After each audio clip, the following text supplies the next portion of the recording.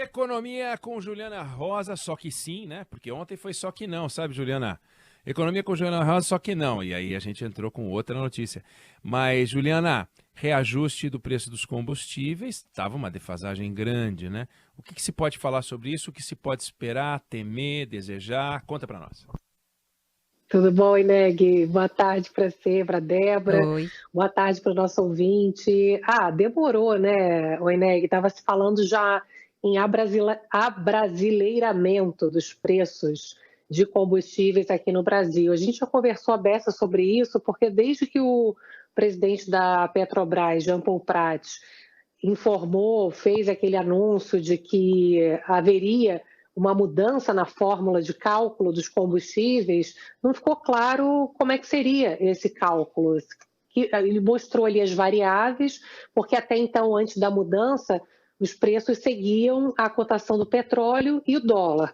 Depois passou a também ser calculado o que eles chamavam de custo de oportunidade, enfim, dependendo da localidade também, se tinha mais ou menos competição. Enfim, não ficou muito claro em que momento as outras variáveis iriam interferir no preço final e já estava ficando uma situação onde 30% já de defasagem do preço dos combustíveis em relação ao preço internacional já estava causando já um desconforto, né, no mínimo, não só pela Petrobras, não só nas ações da Petrobras, havia já uma visão negativa e os papéis na Bolsa de Valores vinham perdendo valor, como também havia já um assunto ali, um papo já de que, relatos, né, de que estava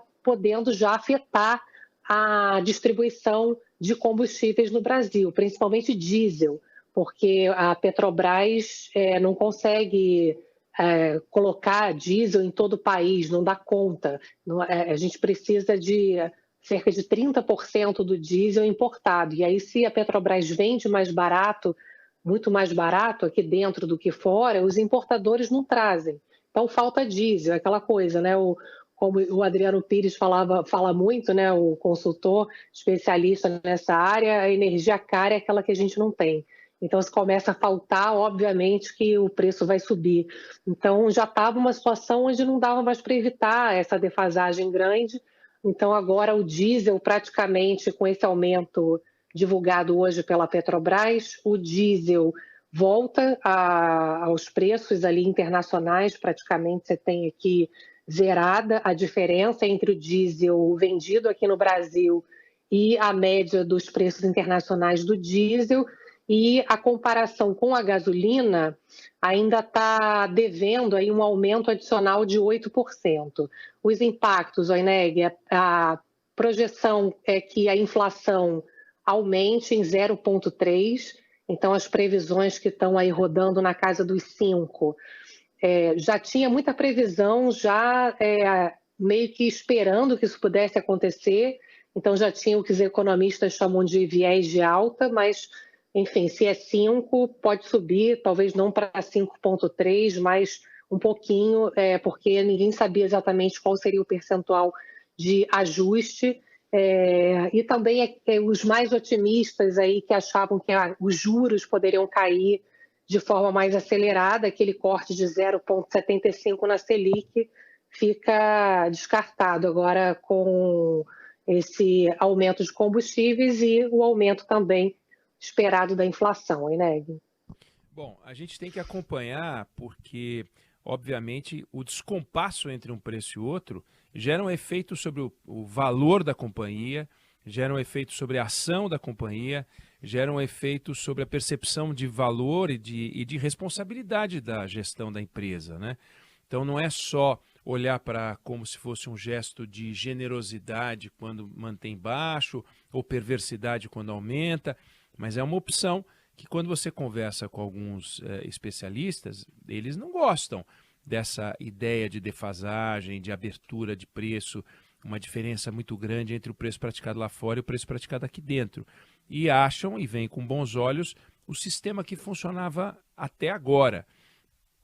Você enxerga ou que as conversas que você tem mostram que nós vamos viver de aumentos mais espaçados, mas isso pode comprometer a companhia, é o que você tem ouvido? O que você sentiu das pessoas com quem você conversa na adoção dessa nova forma de administrar o preço do petróleo e da gasolina?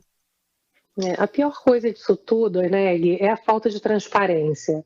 Porque se for uma fórmula que tenha transparência e que haja, por exemplo, um espaçamento maior entre os reajustes, não tem problema. A questão é entender como que essa fórmula vai funcionar.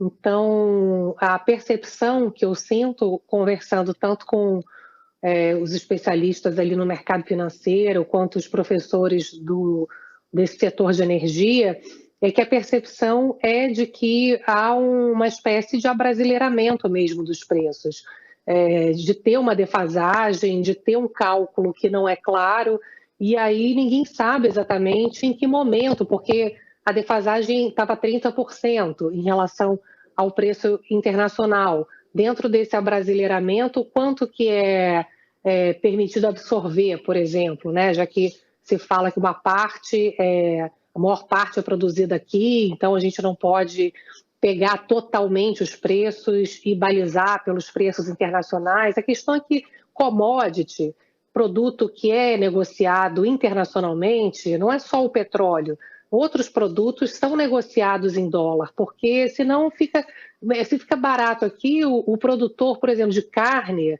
é uma commodity, vai vender a carne lá fora. Por que ele vai faturar menos vendendo carne aqui dentro se ele pode faturar lá mais fora? Assim é a soja, é o milho e é o petróleo, né? Então, essas interferências, Oneg, importante que o espaçamento, acho que é importante ter, porque você tem essa discussão no Brasil, né, que na época da greve dos caminhoneiros do governo Temer era um sistema que nem os especialistas mesmo achavam positivo, de ficar mudando o preço do combustível a todo momento, porque senão você pega desprevenido ali o caminhoneiro, você sai de um lugar, o preço do frete é um, quando chega é outro, então isso cria uma dificuldade econômica. Agora, a cada 3 meses, enfim, você tem que ter alguma transparência ali de periodicidade mínima, né, que a empresa se sustenta, pode sustentar em termos de defasagem, e essas outras variáveis, né, o quanto que elas pesam, o que realmente está dentro ali dessa conta. Então, a falta de transparência, né, eu diria para você que hoje é o principal ponto quando a gente fala em Petrobras hoje aqui no país. É isso aí, Economia é com você, Juliana Rosa, que volta a conversar com a gente amanhã. Valeu, Juliana, obrigado.